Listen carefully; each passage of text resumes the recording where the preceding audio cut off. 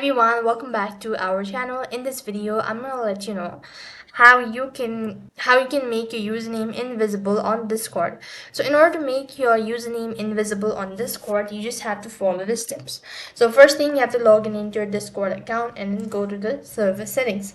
And right at the bottom, you have to actually go ahead and type in the prompt, that is give a star and then give a space, and you need to do this procedure one more time. And once you've done that, this is a unique code. You need to copy this.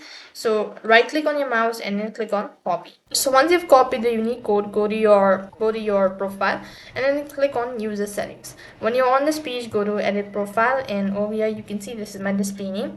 So you can go ahead and paste in that, and if you want to, click on the save changes button, and here you go that you've successfully changed your server settings.